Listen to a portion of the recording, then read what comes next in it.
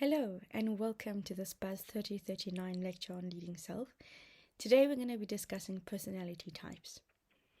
As we're discovering more and more about leading yourself, I'm sure you think, and hopefully you're a bit more aware and alert, and have been maybe in your life. Why is it that some people like certain things? Or why is it that you may enjoy deadlines and feel the rush of it, whereas other people around you get all stressed out? Why is it that some people prefer to be in a more stressed environment and other people prefer to be in a more quiet environment? So as we discuss these personality types, I hope that you gain a deeper understanding of not just who you are, but those around you as well. And as we learn to lead self, we then in turn learn how to lead others as well. So going back in history, as you know, I'm an avid lover of history. And so some of you may have heard of a gentleman called Carl Jung.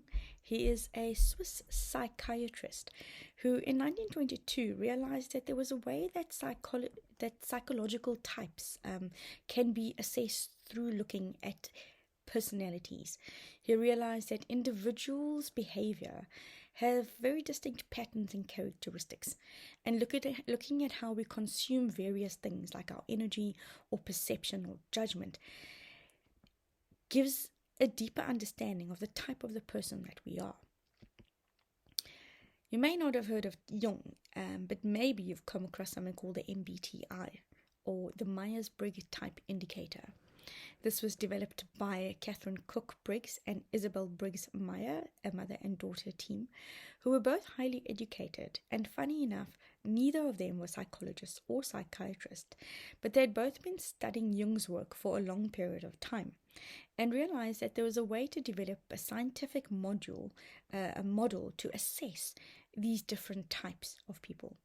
The MBTI was then developed in 1962 and is currently the most widely used psychological instrument globally.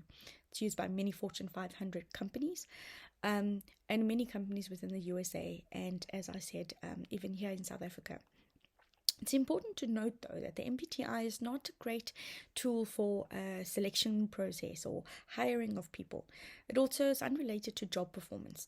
Even though some companies may use it as a tool to understand the different types of personality and how that fits into a team setting, this is where the MBTI or Jung's typology has a big place in the world, because it is very often used in team building. As we understand the type that we are, we understand the types of those around us. It gives us a deeper understanding of the diversity of different people. It's important to also note that no type is better or worse than each other. In their book, Perman and Albritron very clearly state that no type is more inherently worthy than another. So as I hope you've done your test, and part of your group assignment is to actually share some findings about that with each other. It's important to remember that no type is better or worse than another. So it's important to note, actually, in the South African setting as well, recent research has shown that the test works the same way for different ethnic and gender backgrounds. So it does have some validity in that part of the world. So before we go a bit more deeper in, I thought that we'd have some disclaimers out there. So maybe this book, Quiet, you may have come across it by Susan Cain, all about the power of introverts in a world that can't stop talking. So maybe many of you think that the word extrovert means that you are very talkative and the word introvert means that you are very quiet. But it goes so much more than that. Extrovert does not just refer to being talkative, and introvert does not just refer to being shy or inhibited. Feeling does not refer to you being highly emotional, let alone does judgment judging refer to being judgmental, or perceiving being perceptive. You'll see that the different personality types are broken into 4 different types, and it's all about how we consume things. So we start off by saying Jung found out, where is it that we get our energy from? So this is what it means when we talk about an introvert and an extrovert. An introvert is typically someone who needs a lot of time to themselves to feel comfortable. They aren't always quick to make decisions because they're thinking quiet type of people who generally need to have some quiet space to find their way, whereas an extrovert gets their energy from being around people. So you often find in a group type environment, because an extrovert is a lot more energized and engaged, they would be very comfortable in making decisions or being the first ones to talk. The second aspect is where do we get our data from? So someone who's intuitive, alluding to the N, you'll see those red letters that are highlighted. These refer to, if you've done the test, you would see the INTJ or the ESTP. Again, not that one type is better or worse than the other. So someone that's intuitive looks at what are all the possibilities to identify the best solution. Someone that's sensing maybe wants a bit more facts and data. So the more you understand this, the more you realize that different people are different and consume information, energy, or data in different ways. And this then impacts how teams work and engage with each other. You may come across this in your own teamwork that you will be doing throughout the course of this module. The third element is, what do we use as the basis for our conclusion? Are we more thinking or feeling type of people? Again, that feeling does not mean that we're emotional people. It just means that we realize that there's limitations of logic in this complex world. But we do feel happy to let our hearts have a bit more influence, where thinking people prefer to make decisions based on a rational logic. And then the last one is, how quickly do we reach these conclusions? So someone that's a bit more higher on the judgment scale will feel a lot more comfortable making decisions quickly. They have the ability to look at information given to them and sometimes very quickly make decisions. They don't often maybe worry about what the implications are, but they feel confident and sure enough to make decisions quickly. Whereas a perceptive person would want to be a bit more open, maybe need a bit more information, maybe need a bit more time, and sometimes are happy to cope with not having a final firm answer, but having a bit of ambiguity. So again, all these things play into team dynamics, group dynamics, company dynamics one day when you're in the working world as well. So what is your personality type? As I said, I hope you've done the test. You were given the link on the Amatuba tab. Again, I will say it again, not that one type is better than the other. They just mean different things. And again, it's important to note that as leaders or future leaders or people who are learning about leading self, that there's an interesting article that's an optional on the Matuba site, but talks about personality and can it be changed or not, or is it fixed? And I encourage you to read it. Interestingly, research shows that it's very difficult to change a personality type. So if you are an ISTP or ENTJ, chances are you will most likely at the core of yourself be that for most of your life. It's important to acknowledge though, and I can myself attest to that. When I was growing up, I was a lot more introverted. I was someone that preferred to be a bit more quiet and reserved. I wasn't quick to talk out. And when I first did the MBTI test, my scores were pretty more focused on being on the introverted side, but as I've had to develop as a person and as a leader and as a manager and working with people around me, I've had to hone in on those skills and look at ways to develop myself. And so it's important to note that if you are low on a scale on extroversion, for instance, like I was, there's opportunities for you to develop these skills that you can then use in various environments. This can then help you become a better person, a better leader, as I've said. So interestingly enough, my personal scores then showed in the last few years that I've developed some skills that have allowed me to become more of extroverted in nature, that puts me on the cusp being something known as an ambivert. So I get my energy from being with others or with myself.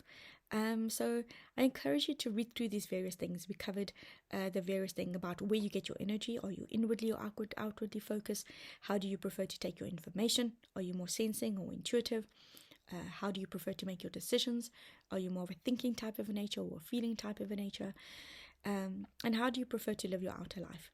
There's so much to read on the MBTI and the various personality types. And as you grow through your life and your journey in your career, I encourage you to look at the various tools that are out there.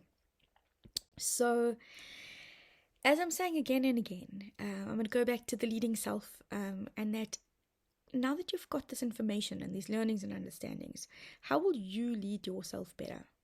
And what can you do to lead those around you in a better way? Like I said, I'll go back to what we've been saying again, that leading yourself starts with knowing who you are. As Socrates said, to know thyself is the beginning of wisdom. So I hope that you realize that this is not a once-off journey. It's a journey that carries on over and over again. For those of you that are happy with what we've covered, I've got a few extra slides for anyone that's interested. You would have seen on the Amatuba site that I did put a link to the Ocean or Big 5 Traits test, and I'll just talk about some of the other tools available that one day when you enter the workplace you are familiar with some of these things. So I will carry on for those that are interested, but for those that are going to say goodbye, I say thank you and good luck for this week. So as I said, some of those other tools that are available, the Big 5 Ocean test is a trait theory of personality. It looks at 5 different things, which is why it's called the Big 5. Again, not that one is better or worse.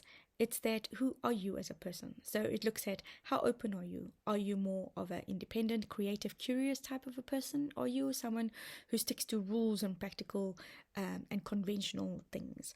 Are you conscientious? Are you disciplined? Are you hardworking? Are you organized? Or are you disorganized, careless, and impulsive? And as much as some of these things can sound as negative, it's important to note that a team is made up of various people, all having various traits and strengths and weaknesses. And we need a range and a diversity of people to make up a successful team. So you'll see the third element there is extroversion, similar to what was in the MBTI, as well as then being agreeable. Are you empathetic, honest, and helpful, or are you cynical, critical, or willful? And the last element is neuroticism. So are you anxious? Do you take criticism and feel negative emotions quite easily? Or are you quite unaffected and serene when it comes to those sort of things? It's important to note that the MBTI and the Big 5 are probably the 2 most widely used, especially here in South Africa, for various personality type understandings. The next one there you'll see is the Integrative Enneagram. This is a very successful tool that's gaining popularity. It's a lot more psychological and spiritually focused, and it goes a lot deeper. Whereas the other tools may not identify areas for growth potential, the Enneagram is very strong in this, and it allows you to look a bit deeper. I know personally this has helped me on my own leadership journey and understanding who I am as a person. 2 other further tools that are out there, as I've mentioned again and again, a team is made up of people that are brought together to leverage their strengths. And this is what the Gallup Institute has found. They've developed a test called the Strengths Finder, where one is able to identify what is your strengths and then look at how this enables you to lead not just yourself better, but those around you. Another tool that I found personally to be very helpful, this is a leadership tool called the Leadership Circle 360-degree feedback. It is a paid test, so if you ever come across it in your career and have the opportunity to, I highly encourage you to make use of it. It's called a 360-degree feedback because you not only assess yourself, but you get people from various aspects or elements of your life. So if you've got superiors, your bosses, or your peers in a working environment, they assess you, as well as your family members and people close to you. So it really is a good tool to be able to help you to identify where you see yourself and where the world sees you, and how you can use that to become a better person and a better leader. And then the last slide is just about looking at the tests compared. As I said, there's various other tools out there. There's many, all for different purposes. As I said, some are for leadership, some are for personality, some are personality types. So I hope that you've learned something in this lecture, and that you realize that Learning about ourselves and learning to lead ourselves is truly a lifelong journey. So I wish you well. I look forward to going through the rest of the course with you. And please know that if you've got any questions, you're welcome to reach out to your tutors or myself. Have a great week, everyone.